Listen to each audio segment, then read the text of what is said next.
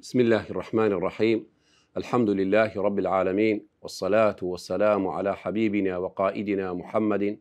وعلى آله وصحبه أجمعين. اللهم يا ربي نسألك الهدى والتقى والعفاف والغنى. برزان آزيزان، بابتشي نوێ باسی دەکەین، بابەتەشی کە زۆر گرنگە. ئەو بابەتەیە بەڕاستی ئەگەر حەقی خۆ بدەینێ، ئەگەر بەو شێوازەی کە پێغەمبەرمان صلی الله عليه وسلم کە چۆن حەقی دایە و سەحابەکانی پێغەمبەری صلی الله عليه وسلم و پێغەمبەر و سەحابەکان چۆن ژیانیان ئاسوودە و خۆش بوو، دنیا و قیامەتی ئەمە دەستێنا، ئێمەش بە هەمان شێوە بەڕاستی دنیا و قیامەت بەدەست دێنین. ئەویش بابەتی چۆنیەتی تەدەبوری قورئانە، یاخۆت کلیلەکانی تەدەبوری قورئان.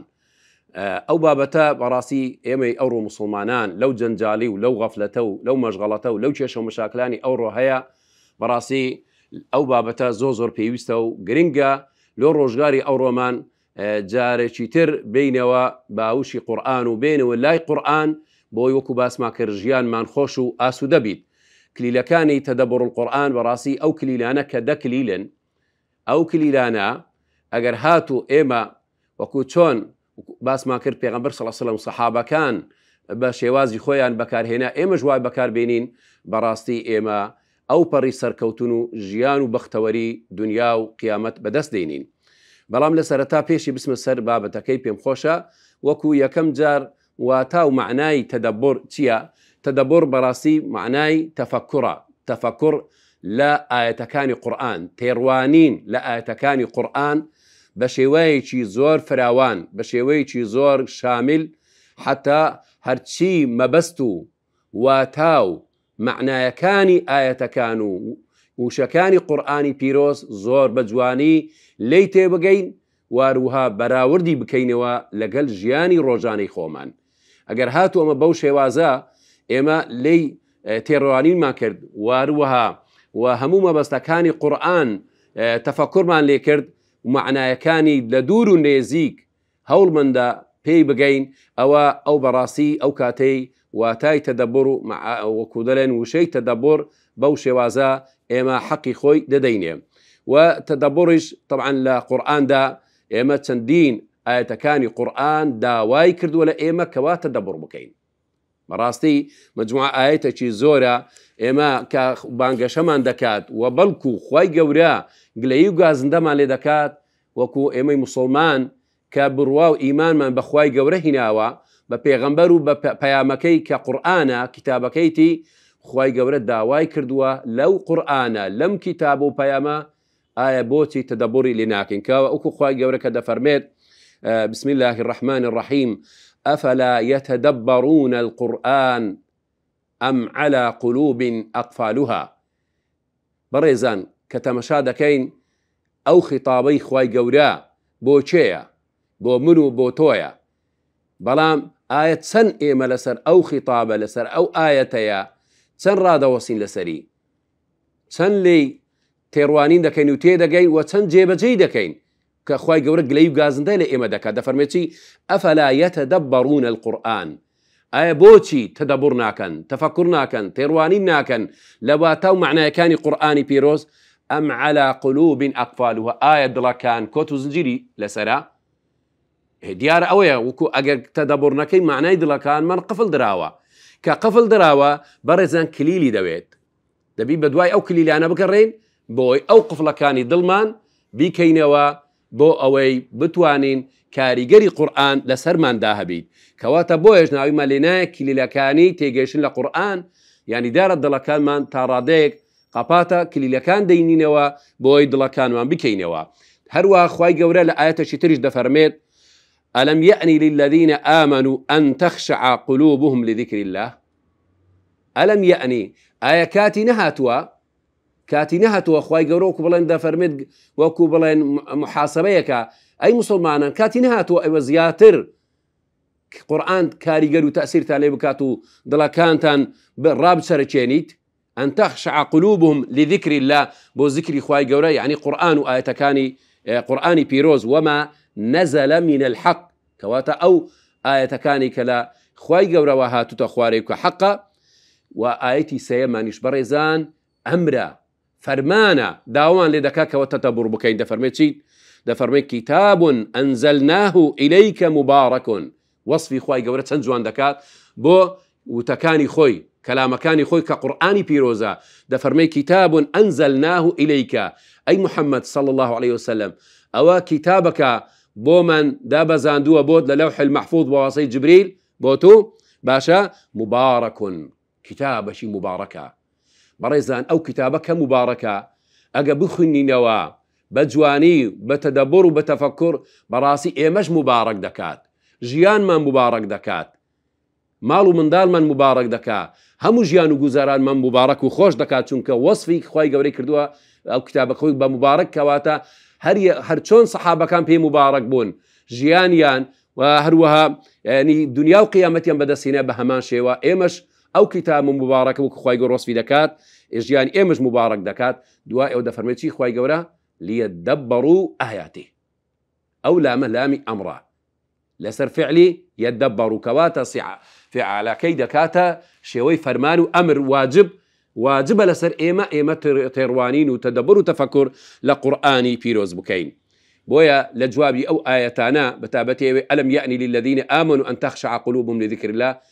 عەبدوڵای کوڕی مەسعود دەفەرمێ بەلئانە یا ڕەبی، بەلئانە یا ڕەبی، خوای گیان بەڵێ کاتی هاتووە دڵەکانمان بتەزی ڕابچەرچێرێ لە کاریگەری قورئان لە دڵەکانمان بکات. ئەوها بووە سەحابەکان بەو شێوازە تەئسیری لێ کردووە کە دوایە چەندین ئاماژە و ئیشارات بەو کاریگەری قورئان دەکەین چۆن سەحابەکان لی تێگەیشتن و تەدەبڕ و تەئسیری لێیان کردووە. بۆیە شەروە ئیمام الحەسەن البەسری دەفەرمێت بەڕێزان ئەو وتەیە زۆر بە جوانی جێ لێ ڕابگرن، بەڕاستی زۆر کاریگەرە. دەفەرمێت ما تدبر القرآن من حفظ حروفه وأضاع حدوده. سبحان الله. دەفەرمێت حەسەن البەسری ڕەزا و ڕەحمەتی خوای گەورە لەسەر بی کە کیباری تابعینە، دەفەرمێت ئەو ئینسانە تەدەبڕی قورئانی نەکردووە، واتە لێی تێ نەگەیشتووە، واتە تەفەکوری نەکردووە، هەر یەکێک حروفەکانی قورئان لەبەر بکات، قورئانی لەبەر بکات، جزووەک دوو جزوو یان هەرسی جزوی قورئان، بەڵام سنوورەکانی قورئان ببەزێنێ، ئەیانی فەرمانەکانی قورئان بشکێنی، کەواتە ئەو ئینسانە تەدەبڕی قورئانی نەکردووە بۆیە سنوورەکانی دەشکێنیت. کەواتە ئێمە ئەگە بمانەوێ سنوورەکانی قورئان بپارێزین، بەچی دەیپارێزین؟ بە تەدەبڕ و بە تەفەکر، کەوا خاڵەکی یەکجار گرنگە. بۆیەش بەڕاستی هەر عەبدەک و هەر ئینسانێک مسلمانێک ئەگەر هاتوو لە کاتێکدا ئەو دڵەی پەیوەست بوو بە قورئان، بە کتابی ڕەب العالەمین کە ئەو قورئانە پیرۆزەیە، بەڕاستی ئەو کاتەی وەکو باسمان کرد ژیان و خۆشی و بەختەوەری لە دنیادا دەینیت، دلی ئاسوودە دەبیت، هەموو غەمی لەسەر لا دەچیت لەبەر مبارەکی و لەبەر پیرۆزی ئەو قورئانەیە. ئێتر بۆیەش یعنی دەبتە هۆی سەرکەوتن لە دنیادا، پێشی ئەوەی لە قیامەتیش خوای گەورە ئەصحابی قورئان کە وەکو لە حەدیثەکەی صحیحی پێغەمبەر هاتووە، خوای گەورە پێیان دەفەرمێت بخوینە ئەو قورئانەیە چۆن لە دنیادا دەتخوێنیت و لە کام ئاەت و یان لە کام شوێنێک ڕاوەستای ئەوە پلە و پایەت ئەلە من دەری ڕادەوەسی، یعنی هەرچەند قورئان دەخوێنی ئێتر ئەتوو پلە و پایەت لە ڕۆژی قیامەت لە ناو بەهەشدا بەرز دەبیتەوە. تەنیا ئەهلی قورئان لە دنیا و لە قیامەت قورئان دەخوێنن، ئەهلی قورئان لە قیامەتیش خوای گەورە پێیان دەفەرمێت قورئانت بخوێنی هەروەکو چۆن لە دنیا دەخوێن. بۆیە بەڕاستی بە زەڕورمان زانی ئەو کلیلانەی کەوا تەدەبڕمان پێ دەکات، تەفەکر لە قورئانی پیرۆز وەکو کە چۆن سەحابەکان بەکاریان هێناوە و چۆن ئەو سەحابانە یعنی تەئسیری لەسەریان کردووە و کاریگەری هەبووە، ئێمەش بە هەمان شێوە ئەو کلیلانە وەربگرین و لە واتا و معنایەکانیان زیاتر تێڕوانین بکەین و وەلەی تێبگەین و بۆ ئەوی کاریگەری لە ژیانمان بکات. وەکو سەهلی کوڕی عەبدوڵای تەستوری دەفەرمێت ڕەزا و ڕەحمەتی خوای گەورە لەسەر بێ، دەفەرمێت ئەو قورئانە ئەوەندە واتا و معنای فراوان و گەورەیە، دەفەرمێت لەو ئەعطى العبد بكل حروف من القرآن ألف فهم لم يبلغ نهاية ما أودع الله فيه في كل آية. دەفەرمێت ئەو قورئانە ئەگەر هاتو لە یەک حرفێکدا تقریبا چەندین فەهم و تێگەیشتین، هەزاران فەهم و تێگەیشتن لە یەک حرفی قورئاندا ئەگەر ئینسان پێگەیشت، بەڕاستی ئەوە هێشتا نەگەیشتە نیهایەتی ئەو قورئانەی و ئەو واتاو ئەو معنایانەی کەوا لەو قورئانەیدایە، چونکە قورئان کەلامی خوای گەورەیە و کەلامی خوای گەورەش نیهایەتی نییە، واتا و دیلالات و فەواید و مەعنا و حیکەمەکانیشی کۆتایی نایە. بۆیە بە ئەڕاستی ئێمە زۆر پێویستە کەوا لەو واتانە زیاتر تێڕوانی بکەین. ئێمە کە مسلمانین ئیماندارین بڕوامان هەیە بەوەی کە خوای گەورە فەرموویتی بەڕێزان ئەو ئاەتی کە لە قورئاندا ئێمە بڕوامان بە قورئان هەیە. یەکە لە ئەرکانی ئیمانمان الئیمان بکتاب الله کە ئەو قورئانە پیرۆزەیە. خوای گەورە لە قورئاندا دەفەرمێتی بەڕێزان لو أنزلنا هذا القرآن على جبل لرأيته خاشعا متصدعا من خشية الله. سبحان الله. خوای گەورە دەفەرمێت ئەگەر ئەو قورئانە دامان بمبازایەندایە لەسەر شاخی ڕق و وشک بەڕێزان، ئەگەر ئەو قورئانەمان بەسەر شاخدا ببەزاندایە چی لێ دەکرد؟ لرأيته خاشعا متصدعا من خشية الله. ئەو شاخەیە کە قورئانی بەسەردا بەزایە ئەو شاخەیە ئەو بەردەوشکەیە دەلەرزی و شەق دەبوو لە ترس و لە خەوفی خوای گەورە. متصدعا من خشية الله وتلك الأمثال نضربها للناس لعلهم يتفكرون. كوات التفكر تدبر لو آياتانا دلكان من رابط سنتشينيت أموكو إيمان من بو كتابي هي أو آياتك لو آياتي أو قرآن أو كتاب مباركي داوما لدكات كوا تدبر وتفكر تدابكين دبي كاريجري لسرمان هبيد أجر كاريجري لسر دلكان ما نبو لسر زستمان دا نبو معناي أو بردا لضلي إيما ولجستي إيما نرمترا أو شاخيك قرآني بسر دادي تقواري دلرزي وبارتا بارتا دبيت أولا إيما نرمترا والعياذ بالله. كواتا زور آقاما لخوبيت كاتي نيوش دكين لن يوجكاني مغربة عشاء بيانيانا يان قرآن لتازيه ولمناسبات كاتي دخون دريتوا كتا مشاهدكي غلبي خلشيو هيج كاريگري لسرنية براسي أو زور خطر وترسناكا. كوا إما غافلين تدبر مانية لقرآن تيروانين مانية براسي زور خطرة. وهروا كخواي جورش دفرميت درباري كتون قرآن كاريگري وتأثيري لسدلكاني إما هي دفرميت الله نزل أحسن الحديث. خواي جورا داي بزاندوا أحسن الحديث كأو قرآنيا باشترين حديث وتيا كتابا متشابها مثانيا أو كتابك أو كتابة كزور أو كاني ليك دسيتو يان بدواي يك داتيتو يان بالبشتي يكتر دكات بابتكان وآيتكان يان بالبشتي وتأكيد لسر يكتر دكاتوا وصي كتابك يخوي دكا خواي جورا كأحسن الحديث. وهروا لدواء أو وصف دفرمي خواي جورا تقشعر منه جلود الذين يخشون ربهم. تقشعر دفرميت جلدي أواني كوا لخواي جورا دترسين يخشون ربهم تيلي دي أو جلدانين رادة ترشيت أو جلدانين أو بيستانين رادة ترشيت لتي أواني كوا خوفي خواي جوران هي الذين يخشون ربهم لترسي خواي جورا بلام إيما كاتي قرآن دخندريتوا أو ها كاريگري لسرمان هيا أجا كاريگري هبي أو دبي سباسي خواي جورا بكين بلام أجر نبوك وأتا خللو چي شمان هيا بويا دواي أو خواي جورا فرمي ثم تلين جلودهم وقلوبهم إلى ذكر الله. خواي جورا فرميت دواي أوا بيستكانيا نرم دبيت باشا لدواي أو راتشرشينيو أو لرزينيا وقلوبهم إلى ذكر الله أو عبادان أيمن أواني كلام من دترسين خواي جورا فرميت أوا دلكانيان بيوستا بخواي جورا وقلوبهم دلكان إلى ذكر الله بيوستا بذكر خواي جورا ذلك هدى الله يهدي به من يشاء. أوا هدايتي خواي جورا خلقانك هداية ددات بو أوي دلكانيان بيوز بي لقل آياتكاني خواي جورا وكاريگري قرآن لسريدا هبيت وخواي جورا أوي ما بس بي هدايتي ددات ايتر يهدي من يشاء ومن يضلل الله فما له من هاد. بلام هريك خواي جورا قمراي بكات دلكاني بمريني آياتك سكيا لدواي خواي جورا هدايتي بدعت جاء براسي أوا وكنت مشاهدة كاني أو آياتا أنا زور كاريگري لسر أويا دا كوشي لسر أوي دكاتوا إنساني لخواترس إنساني إيمان دار دائم دبي دڵەکانی ڕابچەرەچێت لەگەڵ ئەو ئاەتەکانی قورئانی پیرۆز پێستەکانی هەمووی بلەرزید لەگەڵ خشوع و تەدەبوری قورئانی پیرۆز بەڵام ئێمە چەند واین بەڕاستی ئەوە دەبی بە خۆماندا بچینەوە ئاەتێکی ترمان لەو بابەتە کە خوای گەورە دەفەرمێت وإذا ما أنزلت سورة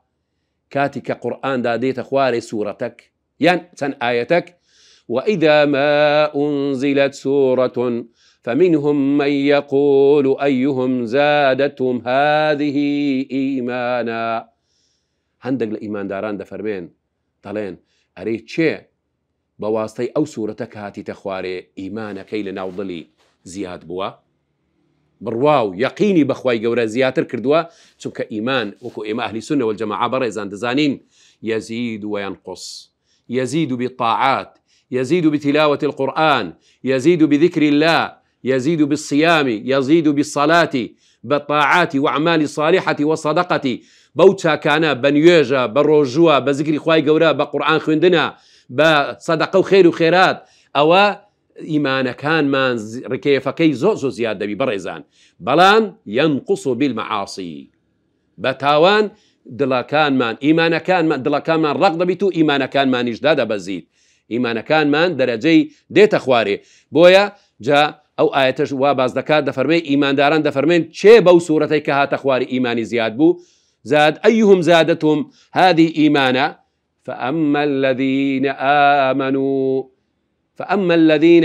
آمنوا فزادتهم إيمانا بەڵام ئەوانەی بڕوای ڕاستەقینان هیناوە ئەوەی ئیمانداری تەواون ئەوانە بەڵێ ئەوانە ئیمانیان زیاد دەبی ڕکێفی ئیمانیان بەرز دەبیتەوە بۆیە بەڕاستی ئەوە ئەو قورئانەیە کەوا وەکو باسمان کرد بەو شێوازە کاریگەری لەسەر سەحابەکان بووە لەسەر تابعینەکان بووە تابعینەکان بەوش ئەواندا تێدایان بووە هەموو خەتی فرمێسک و یعنی تەدەبور و خشوع و ترسی خوای گەورە دایم لەسەر ناو دەموچاویان بۆ لەگەڵ قورئان خوێندن و کاریگەری قورئان لەسەریان بەو شێوازە ئەو قورئانە تەئسیر و کاریگەری لەسەریان هەبووە کەواتە هەر ئەو قورئانەیە کە کاریگەر و تەئسیری لەسەروان هەبووە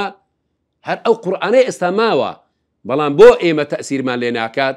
بەڕاستی ئەوە جێی هەڵوەستەیە بۆیە ئێمە دیارە خەلەلێکمان تێدایە ئێمە کێشەیەکمان هەیە ئەمە گرفتێکمان هەیە لە دڵی خۆمانە لە نەفسی خۆمانە لە قورئان نییە حاشا لله چونکە ئەو قورئانە هەزاران خەڵکی بەو شێوازە کاریگەری لەسەر بوو ژیانیانی بەختەوەر کرد دنیا و قیامەتیان پێ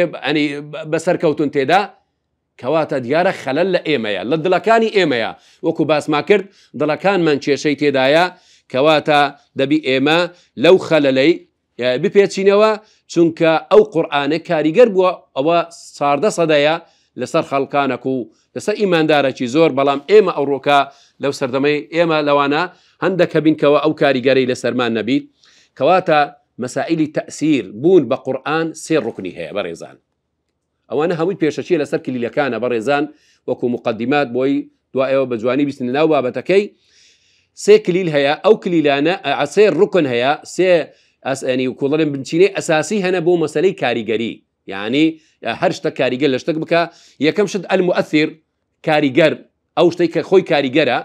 دووەمینیش المتأثر ئەوەی کاریگەری تێدەکرێت یان لێی دەکرێت کە دڵەکانە مؤثرەکەمان قورئانە لێرە و قورئانیش گومانمان نییە کەوە مؤثرە و بەردەوامیش مؤثرە و هەتا ڕۆژی قیامەت بەڵام دەمینێتەوە ئەوەی کاری تێدەکرێت المتأثر کە دڵەکانی ئێمەیە بەڕێزان کە ئەو دڵانەش بەڕاستی کاتی کە تاوان و گوناح و غەفڵەتی تێدا بوو فعلا کاریگەری قورئان لەسەری نابی وەکو حەدیسی پێغەمبەر صلی الله عليه وسلم فەرموویتی هەر ئینسان کاتێک تاوانە گوناحێک دەکا نەکەتا على قلبه نەکتة سەوداء یەکسەر ئەوکو دەڵێن پەڵەکی ڕەش لەسەر دڵەکانی دروست دەبیت بە تاوانە دوو تاوان دوو پەڵ سێ پەڵ چار پەڵ سەد پەڵ هەزار پەڵ وەلێ دێ ئەو دلە دەبتە یەک پارچە ڕەشک قەپات دەبیت و ئەو قورئانە و شتانە تەئسیری لەسەری نابی کەواتە خەلەل لەوەیە لە دڵەکانە ئەوەی سێمیش عاملی سێم بۆ تەئثیرکردن الموصل موصل چییە ئەو وەسیلەی ئەو شێوازی گەیاندنە کە ئەویش چییە موصیلەکە شێوازی خوێندنەوەی قورئانە موصل يعني طريقة تلاوة القرآن كأوش لسريك ددوين إن شاء الله تعالى كواتا أو مقدمات كان ببرزان لسرتي لەسەر ئەوەی کە قورئان بەڕاستی لە ئەسڵداوە زۆر کاریگەر بووە لە جیلی یەکەم لە جیلی دووەم و لە جیلی سێیەم و هەتا دەگەینە تقریباً چەندین سەدا بە دوای زەمانی پێغەمبەری صلی الله عليه وسلم کاریگەر و تەئسیری خۆی هەبووە لەسەر ئیمانداران بەڵام ئەو ڕۆکە خەڵکانێک لە ئێمە کە کاریگەری نابیت تەئسیری نابیت دیارە وەکو باسمان کرد خەلەل لە دلەکانی خۆمانە دیارە قفڵ دراوە بەڵام ئەو قفلانە جارێک کلیلەکانمان نەدۆزیتەوە ئەو کلیلەکانمان نەبینیتەوە کەوا دڵەکانمان پێ بیکەینەوە و یاخۆت پاچی بکەینەوە بۆی بتوانین تەئسیر و کاریگەری لەسەر دڵەکانی ئێمە بین بۆیە ئەمە ئێستاکە دەگەینە یەکەم بابەت لە بابەتەکانی کلیلەکانی کەوا دەرگەی دڵەکانمان بکاتەوە بۆ تێگەیشتن لە قورئان بۆ ئەوەی تەدەبوری قورئان بکەین و تەفەکوری لە قورئان بکەین و کاریگەری لەسەر دڵەکانمان هەبیت ئەوە دێنە سەر کلیلی یەکەم ئەویش کە کلیلەکەی مختصر و پوختەکەی ئەوەیە کەوا دڵ ئالەتەکە ئامرازەکە کە ناو جەستەی ئینسانە بەڕاستی ئەو ئالەتە و ئەو ئامرازەیە بۆ تێگەیشتن و بۆ فەهمە و ئەو دڵەش بەدەست خوای گەورەیە رب العالمینە وەکو لە فەرمودەی کە پێغەمبەر صلی الله عليه وسلم صحیح هاتووە دەفەرمێت یەک مضغەیەک لە جەسەدی ئینسان هەیە ئەو مضغەیە ئەو پارچە گۆشتەیە ئەگەر صالح بوو ئەگەر چاک بوو ئەگەر باش بوو هەموو جەستەی ئینسانەیە صالح دەبیت ئەگەر فاسد و خراپیش بوو هەموو جەستەی ئینسانیش خراپ دەبیت کە ئەویش پێغەمبەر دەفەرمێت قەلبە و قەلبیش بۆیە ناوی لێ گۆترایە قەلب قەلب لە سەر وەلگەڕان لکەثرەتی تەقەلوبه دڵی ئینسان زۆر حاڵەتی بەسەردادێ سبحان الله کاتی دەچی لە محاضرەی مامۆستایەکی بەدین و زۆر کاریگەر و ئەو تەمەشا دەکەی زۆر کاریگەری لەسەر هەبووە و تەئسیر بووبی ماوەکی تر دەڕۆی ناو ماڵ و منداڵ دەچی ناو کاسبی جەنجاڵ و بابەتانە تەمەشا دەکەی دڵەکەت بە نەوعێکی دیگۆڕاوە کەواتە دڵ بکە ناوی لێنراوە قەلب بە زمانی عەرەبی قەلب لە قەلبە لە وەلگەڕانە گۆڕانکاری بەسەری دادێت کەواتە یەکەم گوتمان کلیل ئەوەیە بۆ ئەوەی دەرگانی دڵەکانمان بکەینەوە ئەویش ئەوەیە ئێمە مەسالی ئەو دڵەیە ئێتر چۆن بتوانین کلیلەکەی ئەو دڵی بکەینەوە کە قورئانەکان تەئسیر و کاریگەری لەسەرمان هەبیت وەکو باسمان کرد دڵ بەدەست رب العالمینە وەکو لە حەدیثێکی تر هاتووە دەفەرمێت وقلوب بني آدم بين أصبعين من أصابع الرحمن يقلبه كيف يشاء دڵەکانی بەنی ئادەم لە نێوان پەنجەکانی خوای گەورەیە بە دوو پەنجەکانی خوای گەورە و بە چ شێوازەکی ئەنی خوای گەورە چۆنی حەز لێبی ئەوها يقلبها كيف يشاء چۆنی حەزی لێبی ئەوها وەلی دەژێری بۆ تاعەت خوای گەورە ئەوە وەلی دەژێری بۆ تاعەت و یاخۆت بۆ خراپە و ڕق دەبیت و ئەوە بەدەست خوای گەورەیە بۆیە کەواتە مادام دڵەکانمان بەدەست خوای گەورەیە ئێمە چۆن بتوانین ئەو دڵانە ینی کلیلەکانی لەسرە بیکەینەوە بۆی تەئسیر و کاریگەری لەسەری هەبیت کە ئەوش گوتمان میفتاح یەکەم لەو بابەتەیە چۆنەتی ئێمە ئەو دڵی بکەینەوە و بچینە ناو و دەرگەکانی بکەینەوە لۆ ئەوەی تەئسیر و کاریگەری لە قورئان بیت ئەوش بە دووشتە بە دوو بابەتە دوو ینی شێوازە و یان دوو ئەمرە کە ئەگەر جێبەجێ بکەین ئینشاء الله ئەوە دڵەکانمان دەبیتەوە یەکەم دوام التضرع إلى الله تعالى وسؤاله ذلك دوام بردوام ئێمە داوا لە خوای گەورە بکەین بپاڕێینەوە لە رب العالمین کە دڵەکانمان نەرم بکات دڵەکانمان ثابت بکات لەسەر تاعەتی خۆی و دڵەکانمان خشوع و ترسی خوای گەورە تێدا بیت ئەمە دەزانی پێغەمبەرمان صلی الله عليه وسلم كمبعوث رحمة للعالمين غفر الله له ما تقدم من ذنبه وما تأخر خوای گەورە لە گوناحەکانی پێش و پاشی خۆش بووە ئەوجا چی دەفەرموو پێغەمبەری خوای گەورەیە ئەفضل سەید الخەلق کە دەیفەرموو يا مقلب القلوب صرف قلوبنا إلى طاعتك يا مقلب القلوب ثبت قلوبنا على طاعتك ئەوە دوعای پێغەمبەرە بەڕێزان کەواتە ئێمە زۆر پێویستە لە کلیلی یەکەم ئەو دوعایە بکەین کە خوایە گیان کە تو دڵەکان دەسوڕێنی و وەلی دەجێڕی دڵەکانمان جێگیر بکە دڵەکانمان ثابت بکە لەسەر تاعەتی تو لەسەر ترسی تو لەسەر خەشیەتی تو ئەوە کە خاڵ یەکەم بۆ کلیلەکەی بەدەست بینین یاخۆ کلیلی یەکەم ئەوە زۆر مهمە کە دوعا و پاڕانەوە لا رب العالمين بملكتي بتضرعوا بزليليوا داوا بكي لا تبارك وتعالى لشوكاني تاريك بباريو كخواي قورا دلا كانت نرم بكات ودلا كانت جيجيرو ثابت بكات أو وكوتمان يعني شوازي يكم يعني أمري يكم لك كرنوي دلا كانوا يعني كليلي يكم لك اللي كاني كرنوي دلا كان مان وخالد ومش أويا القراءة المكثفة عن عظمة القرآن وأهميته وحال السلف معه. خالد وان بريزان أويا كزور لسر قرآن بخوينه وقوراتي أو قرآن كتن عظيم وقوربوا كخواي قورا أو قرآني بواسطة جبريل ناردا خوار جبريل بو سيد الملائكة أو قرآن وندا عظيمة خواي قورا بو بيغمبري نات بيغمبر بو سيد الأنبياء أو قرآن بو أمتي إسلامي إيمهات إيما بوين خير الأمم باشا كواتا لسر قوراتي أو قرآنيا إيما زور يعني بخويني نوا وهروها أو قرآنيا لمانقك هات أخواري كمانجي رمضان بخير الشهور وأو قرآنا لشوق ده هات أخواري كبيدو قطريل شوي ليلة القدر بخير من 1000 شهر يكشو ساعاتك أو قرآنيتي ده هات أخواري بلاي بيغمبري صلى الله عليه وسلم ياخذ لوح المحفوظ هات أسمان الدنيا وكون ده علماء ده فرمين أو شوابو هزار بقدر هزار مانك خيري زياتر كواتا شرفي أو قرآنا قورتي أو قرآنا بيقو مكانتي أو قرآنا زوزر قوريا بويش صحابة كاني بيغمبر صلى الله عليه وسلم كاتي قرآن كدها تخواري براسي أو قرآنين بو قوراتي ولا قرد إمامي عمر كدا دي فرمو إيمك قرآن دها تخواري أو قرآنا تجاوز ما ندك لهش آية ديان دا آية لبو آية تير حتى أو قرآني جوان خوينا وكمان بكردايا دواي خوينا وكا جوان تيروانين ما بكردايا تدبر ما بكردايا لواتاو معناي أو قرآنيا